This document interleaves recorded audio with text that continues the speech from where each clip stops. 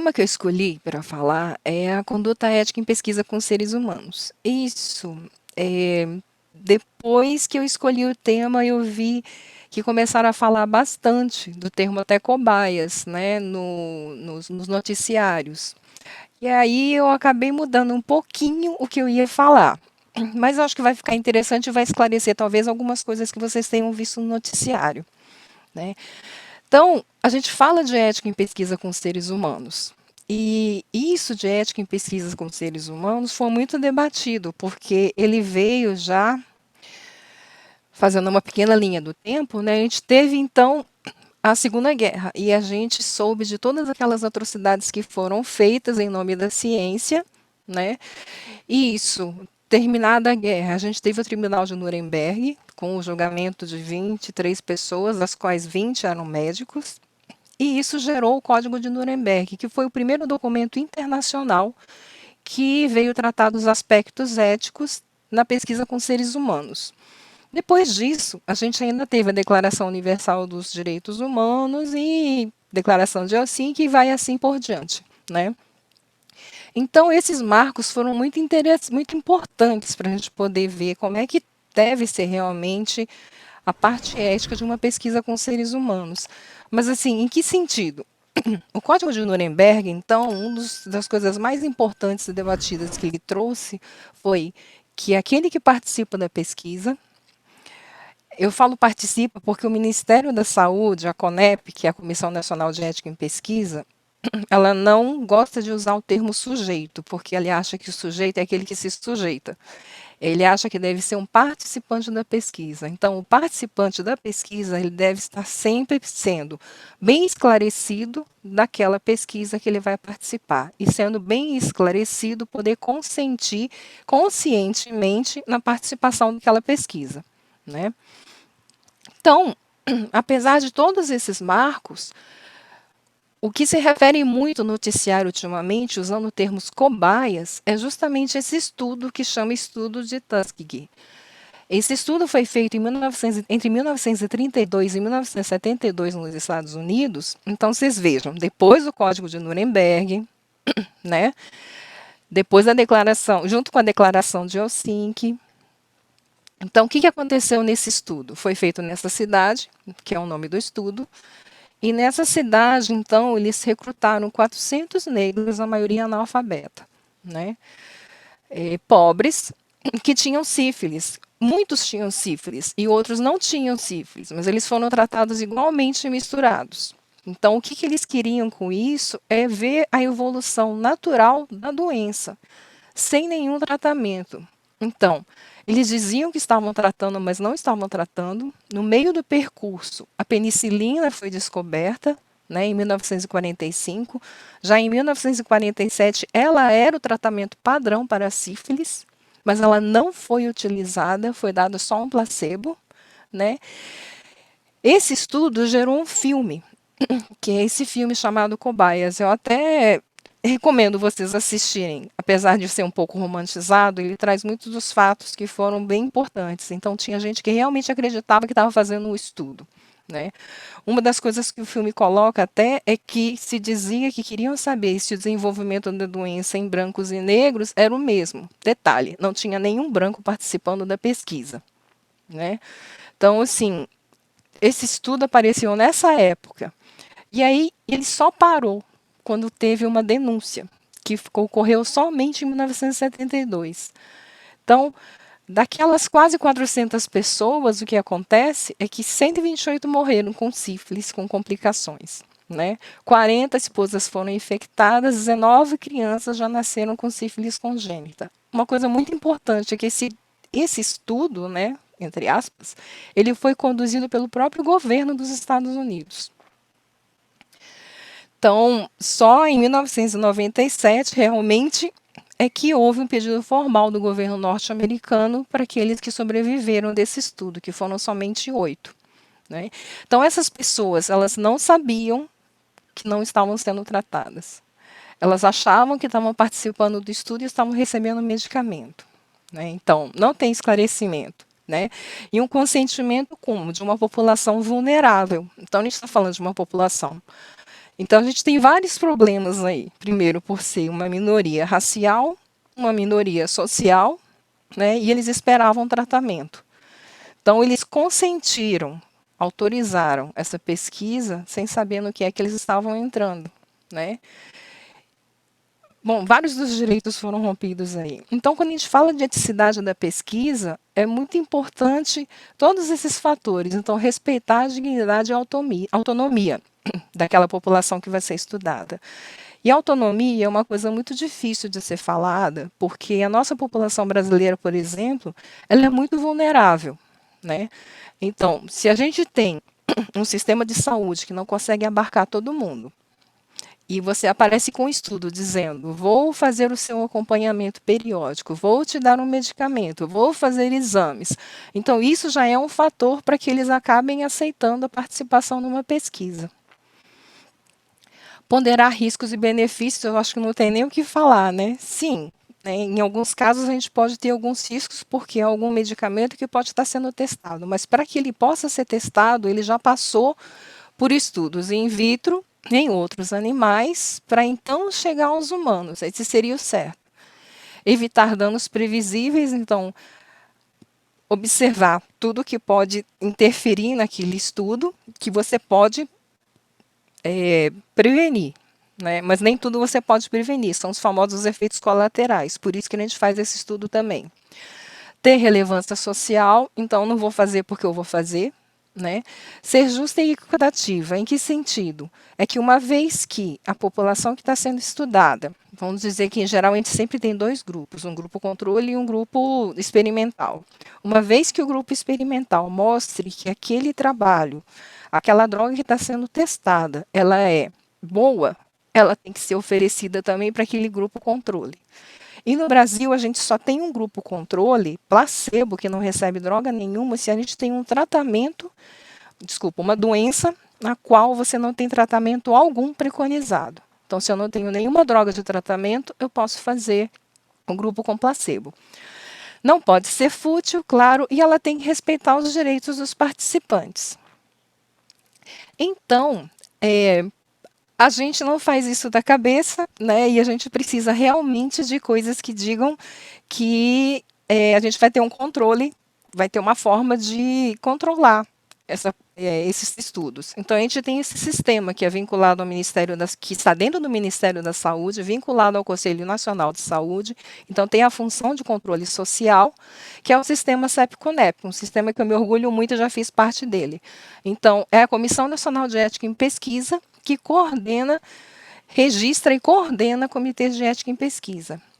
Então, não existe nenhum sistema no mundo como esse sistema que existe no Brasil. Né? Existem resoluções em outros países, mas não um sistema inteiro coordenado. E esse sistema inteiro coordenado, então, ele é composto por 861 comitês de ética em pesquisa. E nele trabalham por volta de 16 mil pessoas. Né? Então, tudo isso é para a gente poder tentar o quê? Fazer com que as pesquisas que são realizadas dentro do Brasil, elas sejam eticamente adequadas. Né? A Comissão Nacional de Ética em Pesquisa e os comitês de ética em pesquisa, eles trabalham utilizando as resoluções. Então, a gente tem 3 resoluções básicas e várias outras resoluções. Então, é tudo muito bem coordenado. E essas resoluções e a análise ética que é realizada nos comitês de ética, ela tem como princípios e diretrizes a proteção ao participante de pesquisa. Então, quando o coordenador da CONEP sai numa entrevista e diz que não tinha consentimento livre e esclarecido, na verdade é isso o principal documento que é gerado quando a gente analisa um projeto de pesquisa dentro do comitê de ética em pesquisa. Né? É um termo de consentimento livre e esclarecido. Então, ele vai conter tudo aquilo que você, como participante de pesquisa, não consegue realmente ver naquele momento. E vai pensar em todas as vulnerabilidades, né, daquela situação, daquele momento, daquela população, para que a gente possa garantir da melhor forma possível os direitos dos participantes de pesquisa. Não vou falar sobre os direitos, mas tem todos esses direitos que são garantidos dentro das nossas resoluções. Né? Então, da mesma forma que ele tem que estar esclarecido e consentir em participar, ele também tem toda a liberdade de sair do estudo.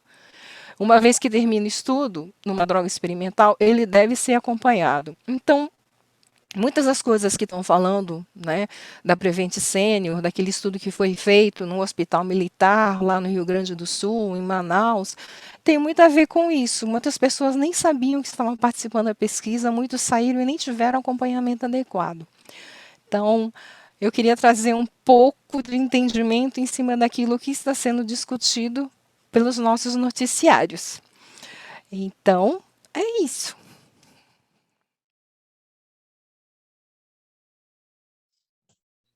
Boa noite, pessoal. Eu não fiz nenhuma apresentação assim de PowerPoint, mas eu tenho duas imagens depois para ilustrar sobre o que eu vou falar. Então, assim, eu tenho uma longa caminhada de ensino de idiomas, né? Eu leciono há mais de 20 anos, e nesses últimos tempos aí eu tenho me voltado um pouco mais para a questão do bilinguismo infantil. Então, hoje eu quero falar um pouquinho sobre mitos, verdades e benefícios do bilinguismo desde a infância. Hoje eu vou falar um pouco sobre alguns mitos ou neuromitos e verdades a respeito do bilinguismo praticado desde a infância e também sobre os benefícios cientificamente comprovados pela neurociência. Para iniciar esse assunto, gostaria de apresentar alguns números relacionados ao desejo de grande parte das pessoas. Uma pesquisa apresentada em junho deste ano pela Rádio Agência Nacional mostrou que os 3 maiores desejos do brasileiro são conquistar a casa própria, ter acesso a uma boa educação e, certamente, impactados pelo medo gerado pela pandemia, em terceiro lugar, apareceu ter um bom plano de saúde. Não se preocupem, não estou fugindo ao tema proposto inicialmente. Fazer menção a esta pesquisa é algo intencional, pois nosso assunto está ligado ao segundo maior desejo da população, que é ter acesso a uma educação de qualidade. E, sem dúvida, aprender um outro idioma é uma das suas ramificações. Sabemos que falar outro idioma aumenta exponencialmente as possibilidades de promoção, recolocação profissional e até mesmo de transição de carreira. Mas isso faz parte das demandas de jovens e adultos. E onde ficam as crianças neste universo do bi ou plurilinguismo? Durante muito tempo, o foco em outro idioma não contemplava seriamente o ensino de bebês e crianças. Com o passar dos anos e avanço dos estudos voltados para a neurociência, muitas descobertas foram feitas e mitos a respeito dessa atividade se dissiparam. É importante citar alguma dessas comprovações. É comprovado que, mesmo após o nascimento, o cérebro continua sendo construído e a qualidade de sua construção depende das experiências vividas, especialmente na infância.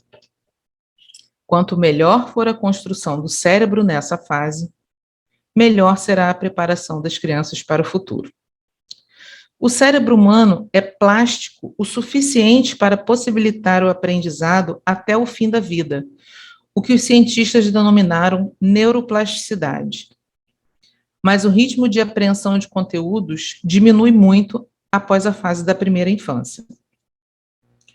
Os primeiros anos da vida de uma criança são fundamentais para seu desenvolvimento. Diversos estudos demonstram que a evolução do cérebro acontece a uma velocidade incrível nesse período, a 1 milhão de conexões entre neurônios por segundo, sobretudo com estímulos, interações e continuidade dessas interações com outras pessoas e com o ambiente. A infância é o período em que o cérebro mais precisa de estímulos, uma vez que 90% das conexões cerebrais são estabelecidas até os 6 anos. Em outras palavras, as interações sociais contribuem para impulsionar a atividade cerebral. Os primeiros momentos da vida de uma criança têm repercussões que podem durar a vida toda. Por isso, iniciar o processo de bi- ou plurilinguismo de bebês até os 6 anos contribui muito para a aquisição e aprendizado de novos idiomas. Estas comprovações neurocientíficas ajudam a desmistificar o que convencionou se chamar neuromitos. Os principais deles, relacionados à criança e ao aprendizado de outros idiomas, são. Então, agora é um pouco polêmico isso, né? Há coisas que as crianças só aprendem até os 3 anos de idade. Como já foi comprovado, as sinapses cerebrais, a partir dos 2 anos, estão em sua plenitude.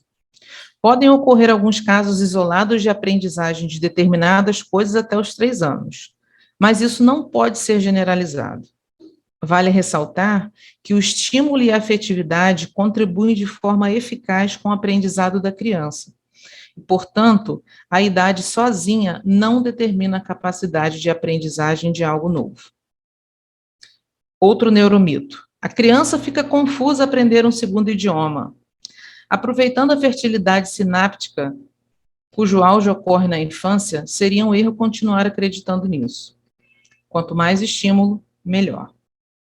Como o cérebro humano funciona como um músculo, podemos afirmar que o ou plurilinguismo pode ser considerado um exercício para ajudar ainda mais em seu desenvolvimento. Outro neuromito. As crianças aprendem melhor a língua do que os adultos. Alerta de dado polêmico. Estudos demonstram que as crianças são melhores na aquisição da linguagem, uma vez que os adultos têm mais conhecimento da estrutura da língua. Costumamos dizer que children are better at language acquisition and adults are better at language learning. Que as crianças têm a aquisição mais fácil e os adultos o aprendizado mais fácil. Para finalizar, apesar desse assunto ter inúmeras possibilidades de desdobramento, seja educacional, pessoal, profissional, científico, cultural, etc., vou citar alguns benefícios advindos da prática do ou plurilinguismo. Ele é benéfico, entre outras coisas, porque estimula mais funções do cérebro, aumenta sua flexibilidade, melhora o raciocínio, ajuda no desenvolvimento das habilidades emocionais, cognitivas, motoras e de concentração.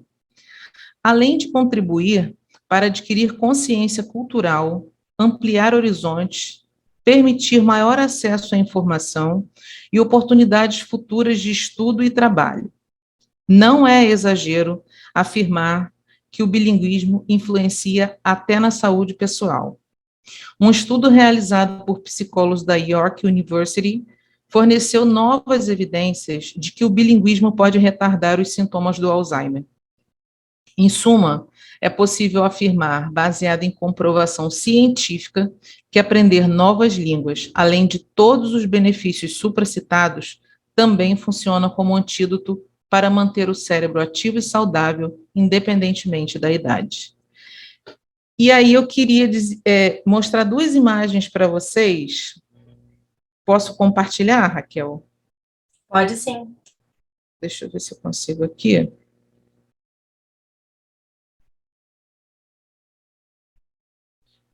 Esse aqui.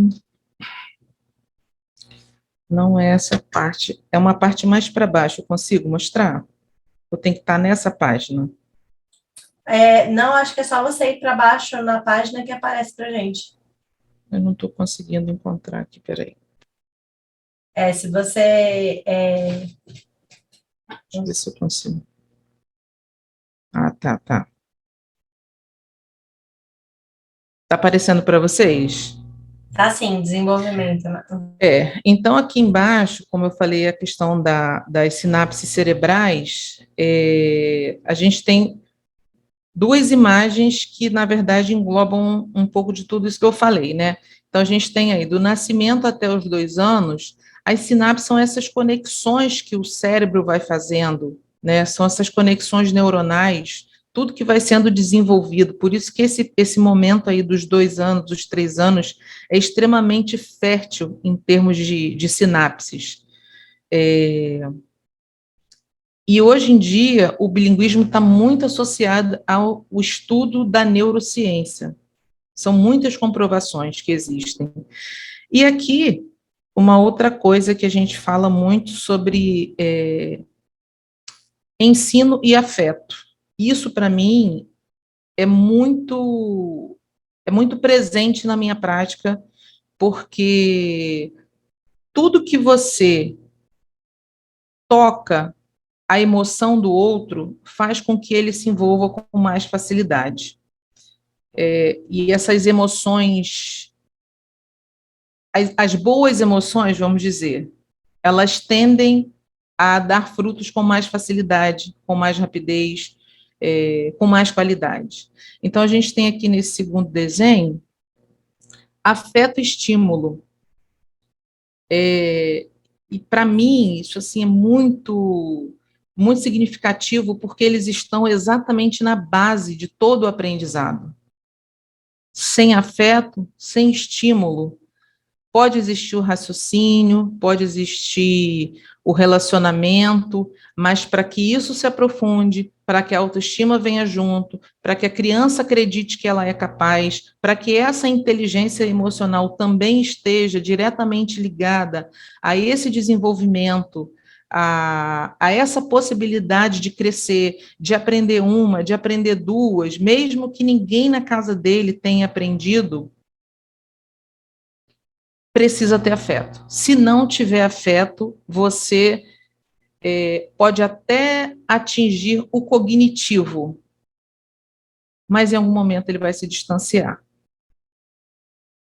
Então, eu quero deixar assim, com todas as sinapses cerebrais em ebulição, no período mais fértil da vida, se a gente se afastar do afeto e do estímulo, a gente perde grandes oportunidades de aprendizado e de ensino também. É isso.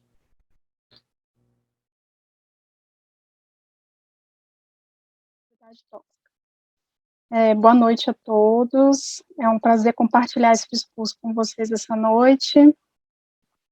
Eu acho que todos vocês já escutaram aquela música do Shiny Happy People. Todo mundo já escutou essa música, não já?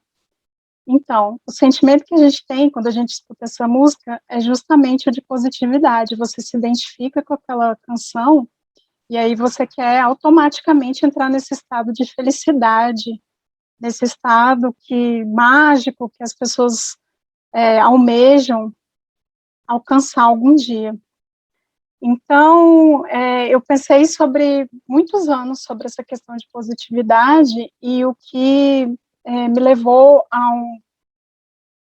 ao mindset de pensar sempre que positividade é sempre muito bom. Positividade é algo que a gente tem que ter na nossa vida, que nada de negativo pode acontecer. E isso eu acredito que tem acontecido com muitas pessoas ultimamente. Então, quando nós entramos na era do Instagram, das influencers, das blogueiras, todo mundo meio que entrou nessa onda de achar que positividade era a chave do sucesso. Então, isso aconteceu por muitos anos, e aí veio aquele movimento de acordar às 5 da manhã, o milagre da manhã, e ser fitness, então, e comer bem, e ter um mindset positivo. Então, todo mundo meio que começou a entrar nessa onda, por causa das redes sociais também, e por causa da influência desse padrão que estava atuando sobre a gente. Então, começamos a identificar que apareceram muitos problemas mentais decorrentes disso. As pessoas começaram a identificar que isso não era um padrão saudável. E talvez, eu acredito, que isso tenha ocorrido também agora no começo da pandemia, quando as pessoas se viram mais presentes nas redes sociais, quando as pessoas ficaram mais confinadas a esse mundo virtual.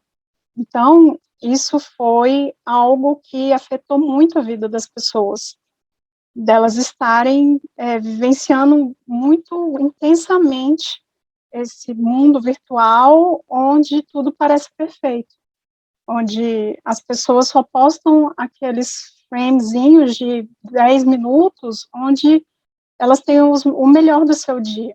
Então, quando essa vida é cortada nos melhores momentos, parece que todo mundo vive num mundo perfeito, que tudo é maravilhoso, que as pessoas são ricas, têm muito dinheiro, os casamentos são perfeitos. E aí as pessoas começaram a se questionar. por que que o meu casamento não é perfeito, por que que a minha vida não é perfeita assim, por que que eu não estou no lago, numa lancha, por que que eu não estou fazendo 30 faculdades, 50 cursos. Vocês lembram dessa onda que teve? Eu aposto que vocês se matricularam nos 10 cursos, hein? Tirando o curso da Raquel, lógico. O curso da Raquel, você pode matricular tranquila, não tem problema. Mas, assim, eu sei que vocês estão devendo cursos aí, hein? Eu sei que vocês estão com curso para fazer. Eu também estou. Mas todo mundo entrou nessa onda de falar que eu preciso ser muito produtiva, aquela onda da gratidão, ressignificar, e todas essas palavras aí, good vibes, né? Todas essas palavras que vêm de chavão para essa era da positividade. Então, todo mundo começou a perceber. Eu estou nessa onda para eu melhorar, eu estou nessa onda para eu ser uma pessoa melhor, ou eu estou nessa onda para me sentir culpada, ansiosa, depressiva, me comparar com os outros? O que eu estou fazendo para não cair nesse padrão sufocante, nesse padrão que te traz mais uma cobrança do que um benefício próprio? Você tem que ler 15 livros por dia, enfim. Eu também entrei nesse padrão. E aí eu comecei a refletir sobre isso. E aí eu pensei, deve estar alguma coisa errada. E aí eu comecei a pesquisar sobre essa questão da positividade tóxica, que é algo que vem se disseminando bastante hoje em dia. E aí as pessoas começaram a tomar consciência sobre o que seria isso, e aí isso advém de várias coisas. Isso começou a se disseminar. Agora você já encontra aquele seu amigo que tem umas frases assim, pense positivo, não desista, seja feliz, veja o lado bom das coisas. Sempre tem aquele amigo, né, que vai falar para você, pelo menos você tem os 2 braços, tem as 2 pernas, você não está com câncer. Mas eu acredito que isso não é uma conversa que você vai conseguir muita evolução dessa conversa. Eu acho que você precisa, eu acho, e eu pesquisei sobre isso, que você precisa ter mais empatia com as pessoas. E foi isso que eu aprendi depois que eu pensei sobre esse turbilhão de positividade, sobre esse excesso de positividade. Então, eu entendi que a gente precisa começar da gente para espalhar para os outros. Então, às vezes, chega aquele seu amigo e fala, nossa, pense positivo, mas a dor, quem conhece, é você que está vivendo aquilo. Então, a minha dor é diferente da sua dor. Se eu falar para você, você sabe qual é a dor de um aborto? Você sabe qual é a dor de perder um filho?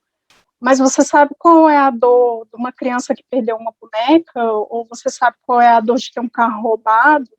Enfim, depende, cada um vai sentir de um jeito. Nem todas as pessoas vão sentir iguais. Então, a minha dor é diferente da sua dor. Então, a gente não pode comparar, né? Que aí fica aquela eterna disputa de falar assim, mas eu perdi o emprego ano passado e eu estou vivendo de seguro-desemprego.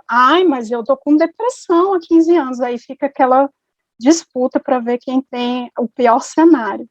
E acaba que as pessoas não têm o que é necessário para consertar essas situações, que é a questão da empatia.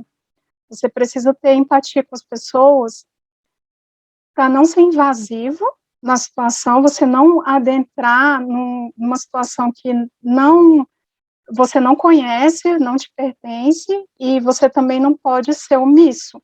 Você também não pode estar omisso no sentimento das pessoas. Então, é aquele equilíbrio, né? Eu costumo dizer que tudo na vida é questão de equilíbrio. Mas como que a gente pode fazer isso? Então, eu queria falar para vocês sobre frases que a gente pode tentar substituir. Então, às vezes até você mesmo se pega nessa situação de falar assim, não, vai dar certo, não, vai ficar tudo bem, não se preocupe. Como que você garante, né, que vai ficar tudo bem? Então, eu acho importante a gente mudar esses padrões. E o que a gente pode fazer? A gente pode falar assim, em vez da gente falar, pense positivo, você pode mudar para falar assim, eu entendo a sua dificuldade. Será que você pode achar uma outra solução para isso? Vamos pensar numa solução sobre isso? Eu uso muito isso com criança também, né? Eu estava falando agora do discurso anterior e eu fiquei bem interessada, assim, porque tem a ver com a questão da mudança de mente. Eu acho que se a gente aplicar isso para a criança desde pequenininho, elas já vão ter essa mentalidade. Então, eu uso muito com criança, às vezes a criança está fazendo birra ali, tá? E eu falo, qual a solução que a gente pode achar para o seu problema? Então, você pode usar isso. Eu entendo a sua dificuldade, eu sei que é uma questão difícil. Vamos tentar achar uma solução? Você consegue achar uma solução para isso? Ou então, às vezes, você tem aquela frase, não desista.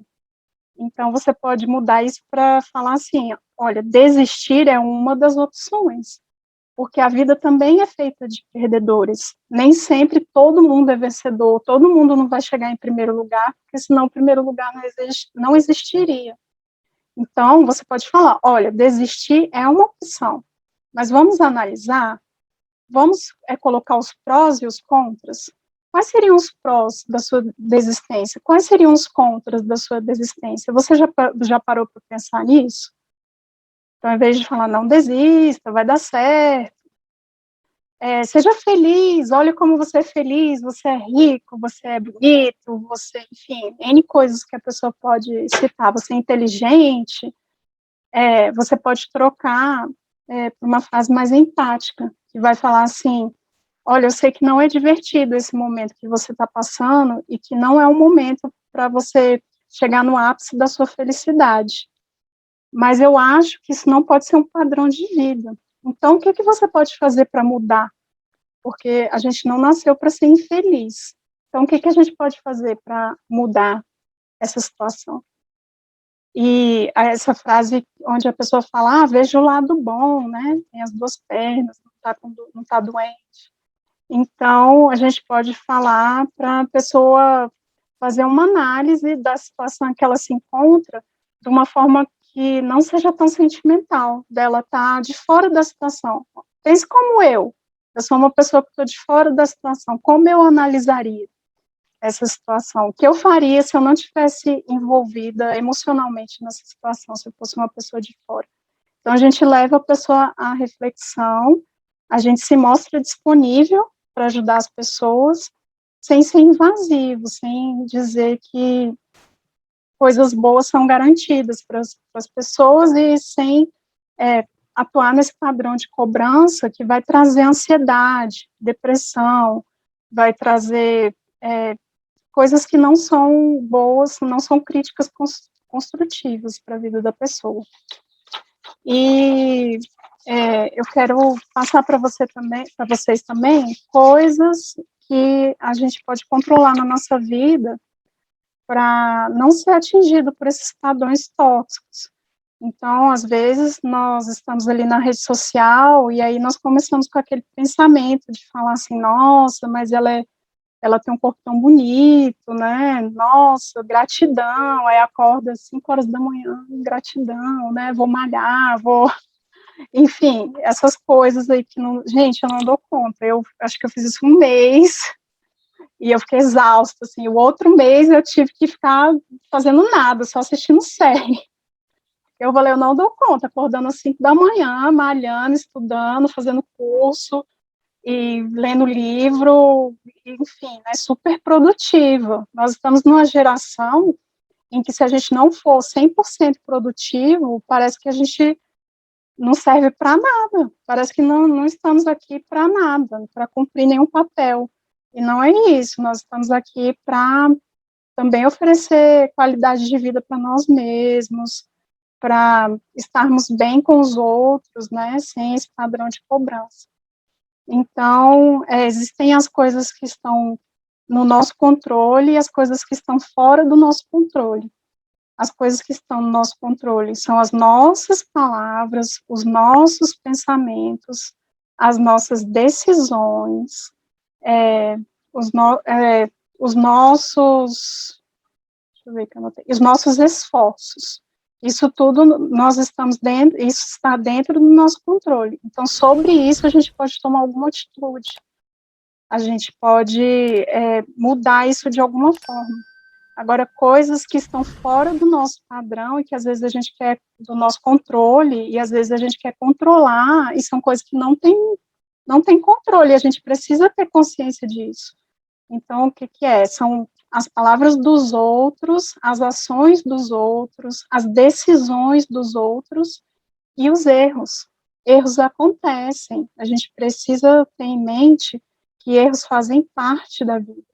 Então, a gente vai passar por eles e a gente vai aprender com eles e a gente vai ter que conviver com esses erros. Mas são coisas que a gente precisa ter em nossas mentes, que existem coisas que a gente controla e coisas que a gente não controla. E o que eu quero passar com essa mensagem diante disso é que vão chegar pessoas para vocês ainda, com certeza, no Instagram, amigos, parentes, sua mãe, te cobrando padrões inalcançáveis.